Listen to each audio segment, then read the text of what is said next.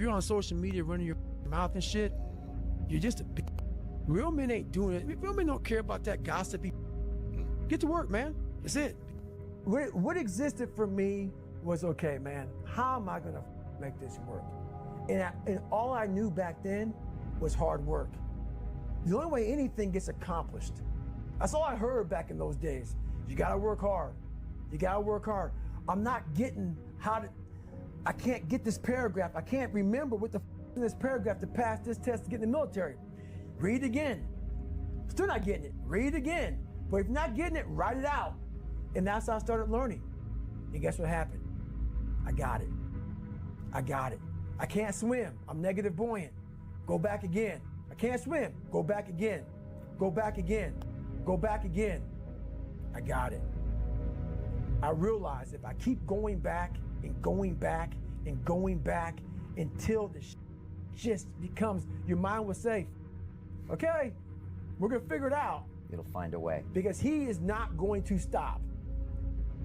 It's not like I'm gonna try one more time. No, it's just like alarm clock goes off, boop, we're going back. I gave myself no way out, and my mind realized that. They said, okay, we're gonna adapt and overcome now. If you can get through to doing things that you hate to do, on the other side is greatness. That's what people don't understand. By me running, I am callous in my mind. I'm not training for a race. I'm training for life. I'm training for the time when I get that 2 o'clock in the morning call that my mom is dead or something happens tragic in life. I don't fall apart. I'm training my mind and my body and my spirit so it's all one, so I can handle what life is gonna throw at me, because the life I've lived, it throws a whole bunch at you. And if you're not physically and mentally prepared for that, you're just gonna crumble and you're good for nobody. This is greatness, true greatness. Let's say I'm the greatest tennis player of all time. And I did 22 years. I run all the Grand Slams. I beat Roger Federer. I am the best ever. And we're having an interview. And you're talking about my greatness, what I achieved, and I'm retired. And I'm answering your questions. Every question I'm answering. I'm with you. But in the back of my mind, all I'm thinking about is all the times I could have won those matches that I lost by not bringing my best mindset. You're haunted by all the opportunities that you missed by not bringing your best at that time when you could have won, but you didn't win because you allowed life to interfere with that one shot. When you're sitting there getting ready to serve for the match, and your mind is not thinking about where that ball placement needs to be, but it's thinking about your family this, or this at work, or that at work. That's greatness. Greatness is your recall on every single shot that you missed throughout a 20-some year career. Every shot, you can go back and say, I was here. This person was in the red shirt there. Greatness is being so aware of the time of life in the second that went by, and you can recall like it was yesterday. Greatness is being able to go back there, not making that same mistake again, and being haunted by it. That is greatness. If you want to be great, you want to be bad ever at what you do, you could be misunderstood by everybody because you're going to be so obsessed and so driven to get there. And that's what it takes. That's the truth. It takes every second of your life. Anybody says balance? Yeah, balance is important for a lot of people. It is. But if you want to go to that edge where people do not like you, don't understand you, question everything you do, you've arrived. When you are misunderstood to the point where people think you're psycho and you're nuts and you're this and that, why are you in the gym at 1 o'clock in the morning? You just got through doing an op for 13, 14 hours at the Ranger School, man, at the gym. What's wrong? You will never understand what is wrong with me. And that's why I'm so glad you don't, because I'm in the right spot. When people don't understand you anymore, you're in that spot of obsession and drive. Maybe you want to be nobody. Maybe you're happy exactly where you are in life, because obviously you are. Maybe you don't have the determination to be somebody better than who you are. And if you want to live with that, I'll support you in that. If you're good with being who you are, that every day you wake up and every day you smell like shit because you can't wash your body well, and your skin's messed up because your health's so bad, and you can't put your clothes on right, you need help, but that makes you feel good? See, people are haunted. So I don't say much to them. I say exactly what I said to you, right there. Because I was once you. Their will is so small that they don't have any, and you can't give it to them. There has to be something. This is what I'm talking about now, because this isn't a hack. This has to be in you. Something in you has to wake up. And usually the only person that can wake it up is you. But if you don't have a little flame, just barely, you're done. And that's the harsh reality of this life that I want to get across so bad. You have to examine the insides of yourself. And what do you really want out of life? Your friend, and a lot of people out here just don't want it. So guess what? Have fun with your life. Go from 3 to 350 to 400 to 450 to 500 because you don't want it. And that's the harsh reality. If you misunderstand what I'm saying right now today, the problem is you, and you don't want to fix it. There's no hacks, bro. It's you against you. You against you.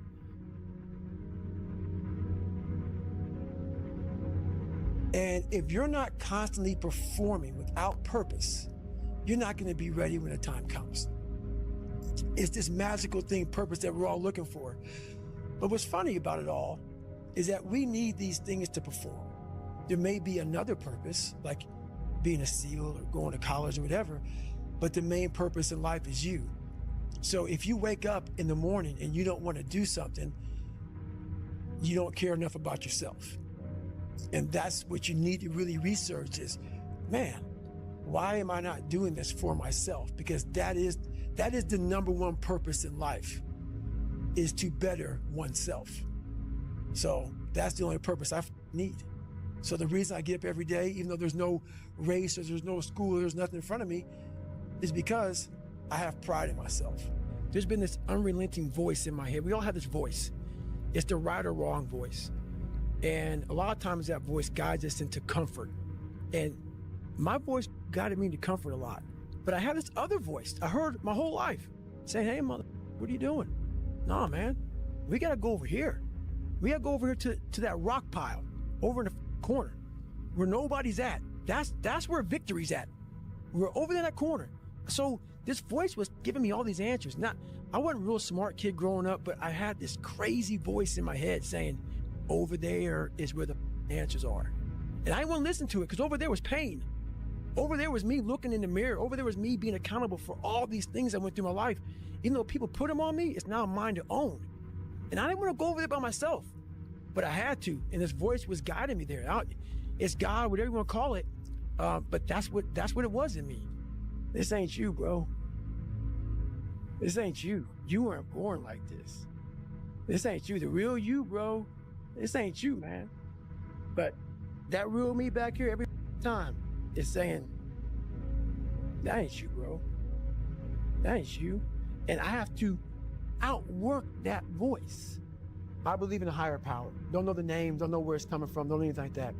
But I believe that this power, and visualize me real quick. Let's say it's a man up there or a woman, whatever, and they have a chart. And when you're born, they say David Goggins, born February 17, 1975 at 6 a.m. They write the chart down because they can see everything. They know exactly where you're supposed to be. They know what you're supposed to be. You die, you go to so-called heaven. You arrive at heaven, I'm 300 pounds. I retired as an Ecolab guy, which is okay, just a job, whatever. I go up there and God looks at me and he shows me my chart. And my chart on there says you were supposed to be a Navy SEAL. You're supposed to weigh 185 pounds. You're supposed to be one of the smartest people on the planet, this, all this. You see this. And now you're in heaven, you made it to heaven, but you're like, God, I was supposed to live that life. I was supposed to live that life. And then you find out that the reason why, because we all think that if we pray on it, if we do this, if we do that, whatever, we don't work, We just, whatever, it's gonna magically happen for us. No, I believe that when I'm all said and done with, my whole job is to outwork the chart. Whatever the chart says about me, the all-knowing power up there, I want to get up there and say, him look at me and say, I know everything. I didn't see this. I didn't see this. I want to feel that. I want to get to the other end of this world, and however I'm being judged, whoever's judging me, to look at me and say, I did not. No, I had you at 185, I had you at this, but all this other shit, I was riding as you were living it.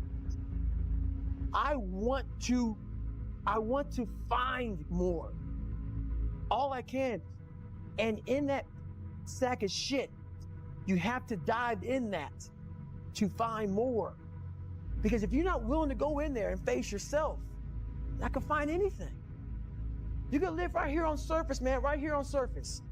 So if there is an ending to this world and there is somewhere to go and there's a judgment, you're gonna get there and you might see a chart. And that chart may tell you who the you should have been. And now you get the rest of your life to think about that.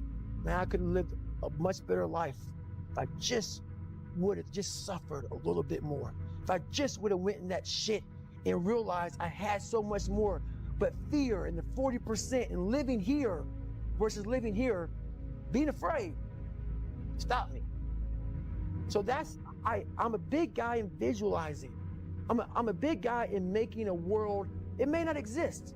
To me, it does. To me, it does. And I'm overpowering myself every day. And you gotta find tools to do that. That's the tool that I use. So that's what it's all about.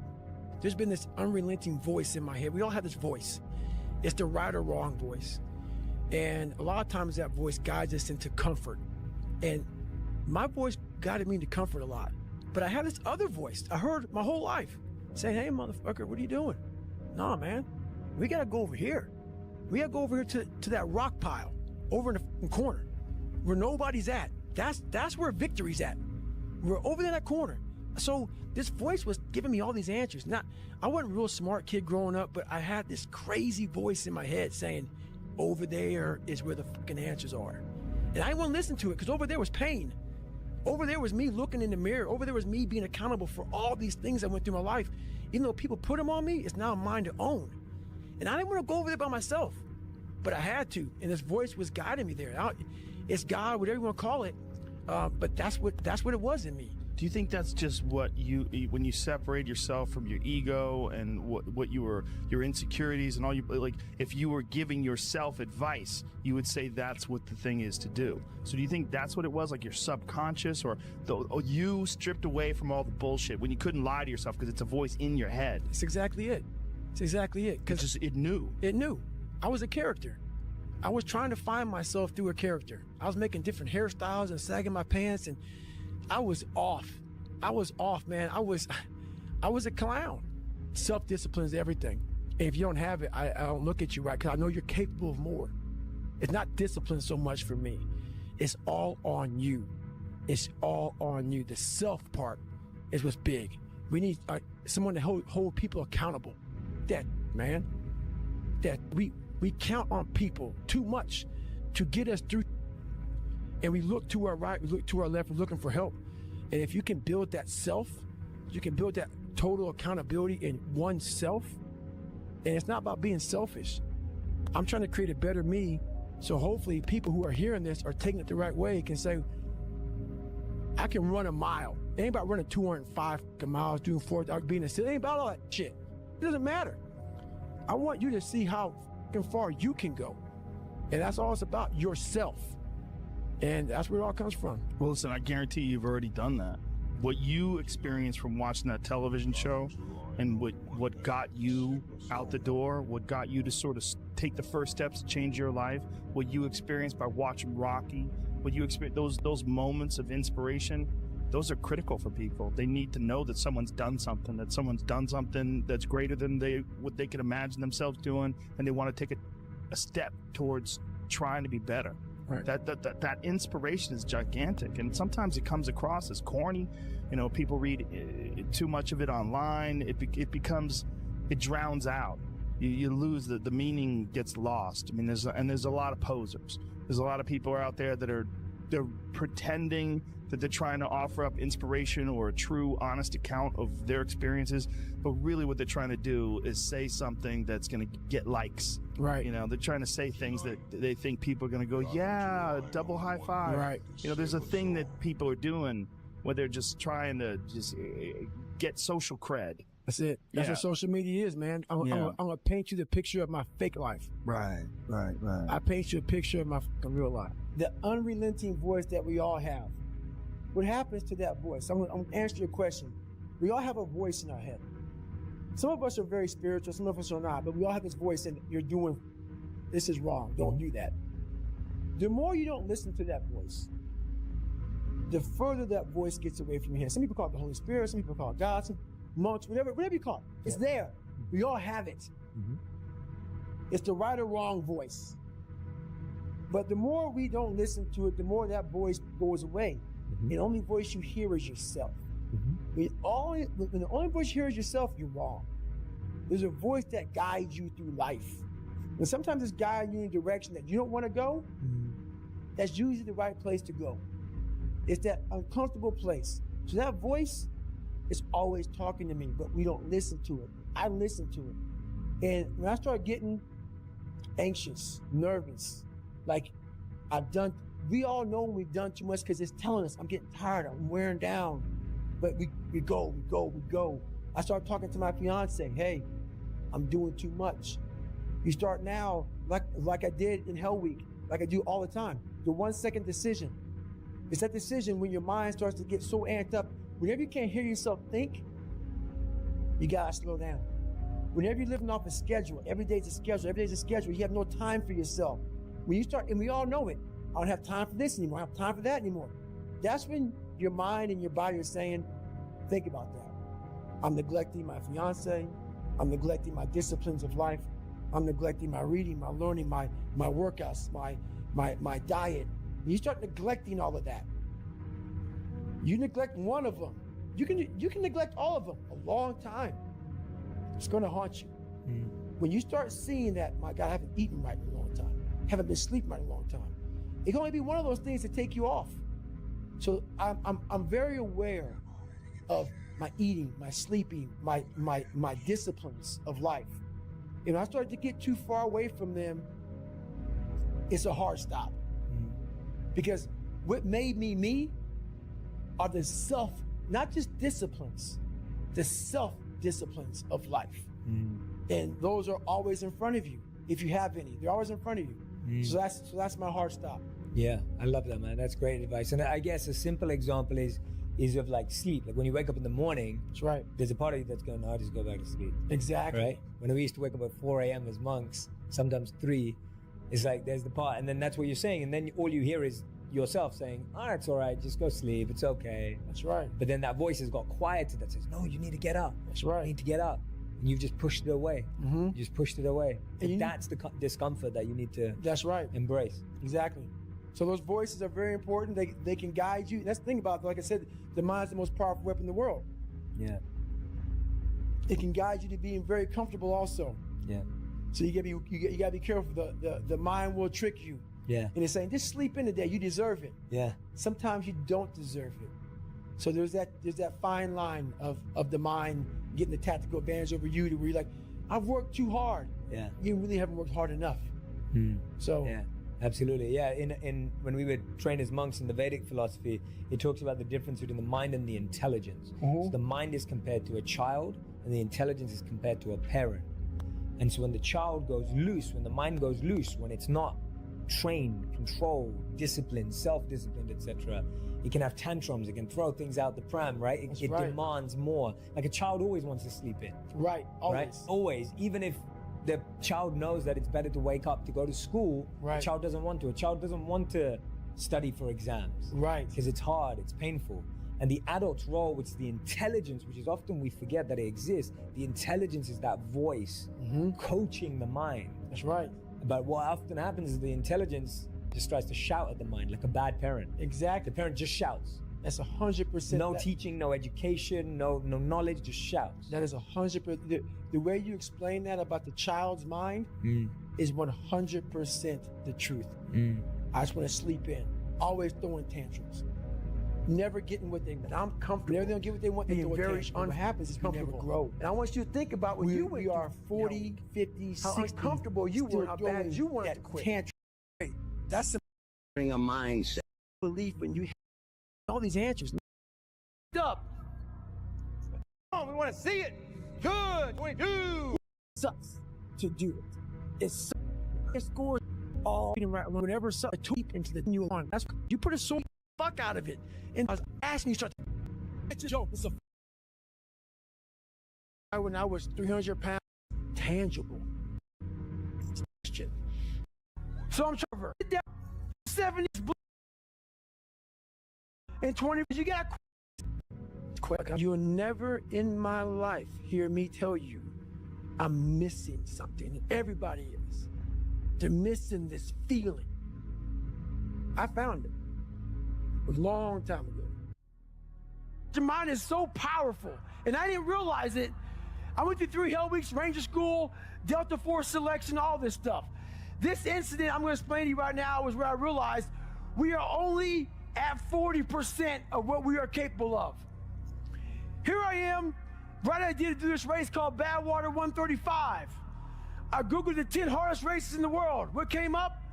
Crazy race in Death Valley. Summertime, 135 miles. I knew nothing about ultra running. I thought you would camp out, run 20 miles. Then one day, and then run 20 miles again until you got 135 miles. I had no idea what I was doing. Called the race director up. He's like, hey, have you run 100 miles? I was like, what, in a week or what? What are you talking about? He's like, no, in 24 hours or less. I said, no. He goes, you got to qualify to get in this race. You have to run 100 miles in 24 hours or less. He was trying to call my bluff. I call him up on a Wednesday. He goes, hey, there's a race in San Diego on Saturday where it's a 24-hour race where you run around, a track, a 1-mile track for 24 hours. And if you get 100 miles, I will consider you in my race. It really helps to be smart, people. And I was not smart in this situation. I said, I did the math. It's about a 14-something minute mile. I can do that. Anyway, I show up on Saturday with a blue lawn chair, Ritz Crackers Mileplex, and my ex-wife. And every mile I'm going to see her, I'm going to grab some Ritz Crackers and some Mileplex. I don't know what the hell I'm doing, but it's bliss. That whole ignorance is bliss thing. So I get to 70 miles pretty damn fast.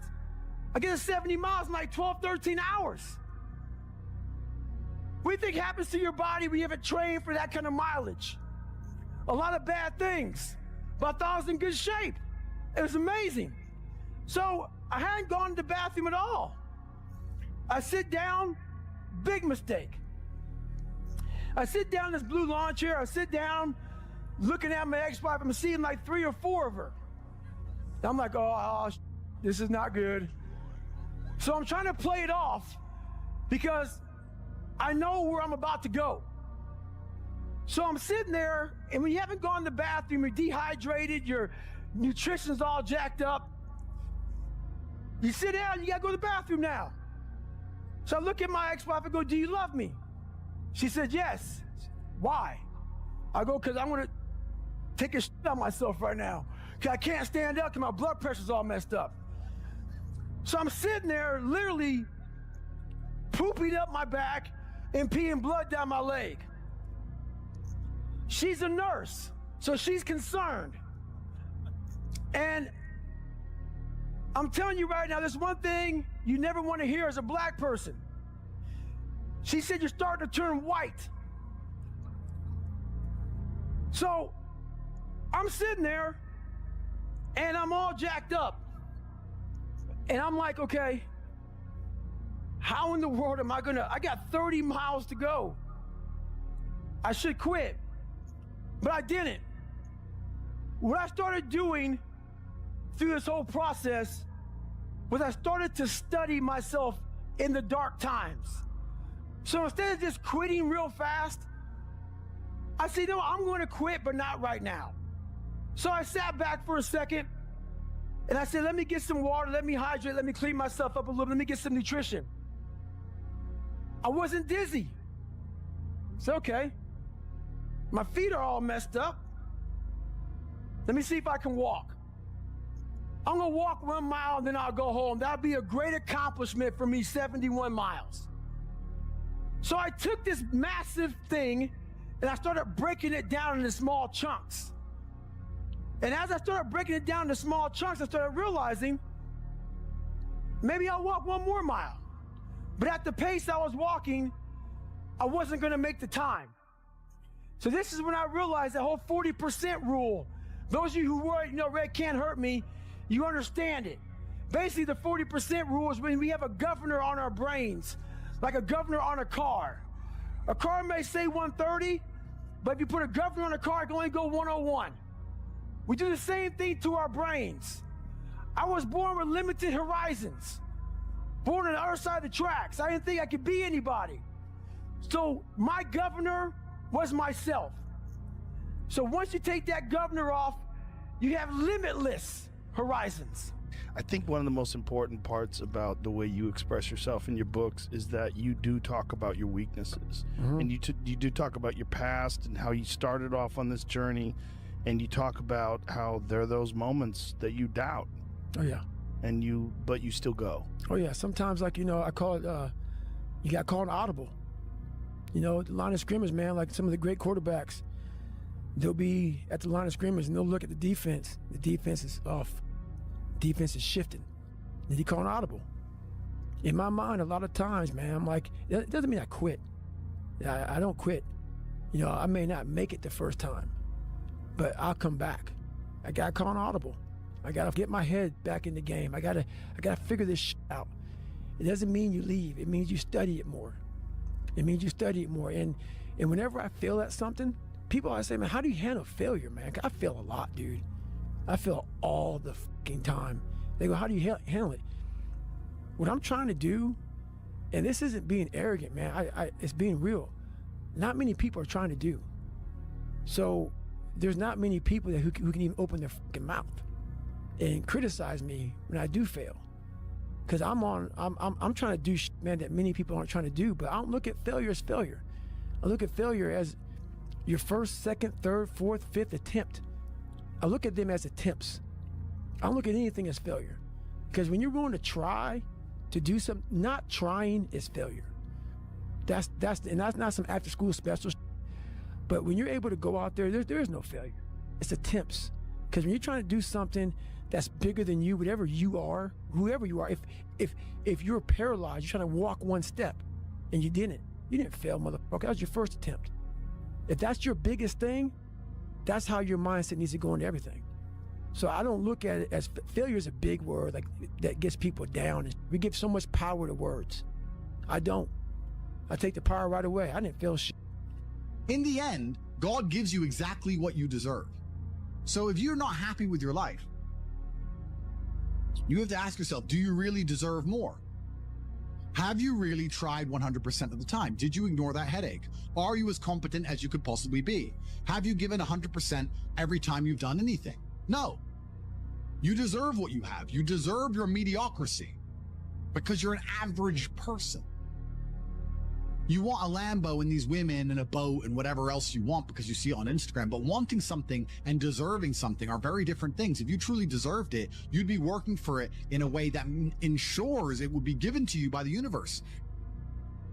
You need to learn how to romanticize your suffering, the beautiful burn of a long run, the death stare of a blank page, loss, failure, heartbreak. There are feelings so rare, so real, you can only get them through